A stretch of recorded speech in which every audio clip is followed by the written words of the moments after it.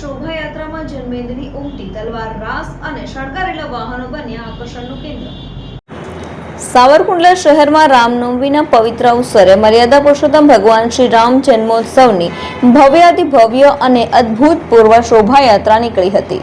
સમગ્ર શહેર રામમય બની ગયું હતું અને વાતાવરણ જય શ્રી રામના ગગનભેદી નાદથી ગુંજી ઉઠ્યું હતું। આ ઐતિહાસિક શોભાયાત્રામાં હજારોની સંખ્યામાં અબાલ વૃદ્ધ સૌ શ્રદ્ધાળુઓ ઉત્સાહભેર જોડાયા હતા। આ શોભાયાત્રા શહેરના વિવિધ મુખ્ય માર્ગો પર ફરી હતી। માર્ગ પર ઠેર ઠેર લતાવાસીઓ અને વેપારીઓ દ્વારા પુષ્પ વર્ષા કરી શોભાયાત્રાનું ભવ્ય સ્વાગત કરવામાં આવ્યું હતું।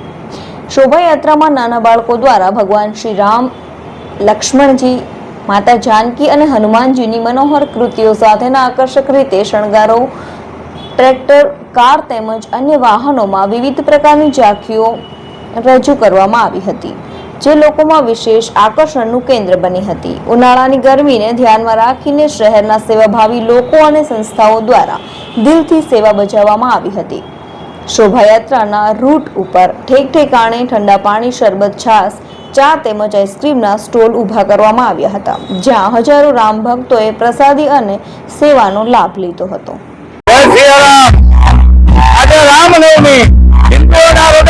भगवान राजेंद्र सरकार नो जन्मदिवस सावरकुंडला पूरू आज आनंद में उत्साह में समग्र सावरकुंडला नाची रह्यु छे।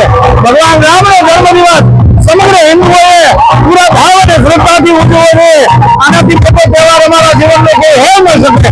भगवान राम ए हिंदुओना हृदय सम्राट छे। आज रोज सावरकुंडला में रामनवमी जे भव्य शोभायात्रा निकळनारी छे ते अनुसंधाने सावरकुंडला डिविजन द्वारा તેમજ અમરેલી જિલ્લાના જે અધિકારીઓ છે એ અહીંયા અપોઇન્ટ થયેલા છે। એની સાથે સાથે પોલીસ છે એના તરફથી એલસીબી અને એસઓજી ની ટીમો પણ હાજર છે। એની સાથે અમારા દ્વારા જે ડ્રોન ની ટીમ છે, વજ્રના વ્હીકલ છે, બધા પણ મૂકવામાં આવેલા છે અને લોકલ થાણાના અધિકારીઓનો છે દરેક પોઈન્ટ ઉપર બંદોબસ્ત મૂકવામાં આવેલો છે અને ખૂબ શાંતિપૂર્ણ વાતાવરણમાં આજની જે શોભાયાત્રા છે એની ઉજવણી થઈ રહી છે। પવિત્ર રામનવમીના દિવસે સર્વ ધર્મ પ્રેમીઓને રામનવમીની શુભેચ્છા આપું છું।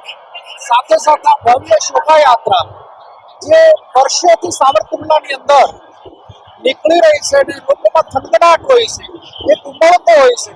ભગવાન રામનો આજનો દિવસ એ હિન્દુ ધર્મની અંદર સૌથી મોટો દિવસ ગણાતો હોય ત્યારે સર્વ ધર્મ પ્રેમીઓને જનતાને શુભકામના।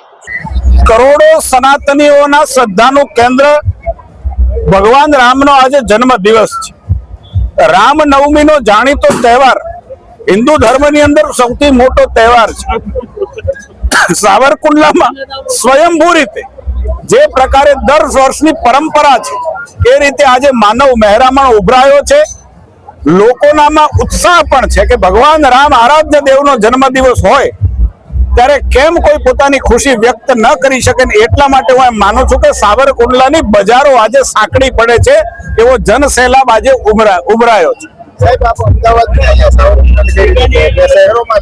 મોટા શહેરોમાં હું નાનો મોટો થયો છું, પણ એમ માનું છું કે શ્રદ્ધાનો વિષય એ હજી નાના માણસોમાં વધારે જળવાયો છે।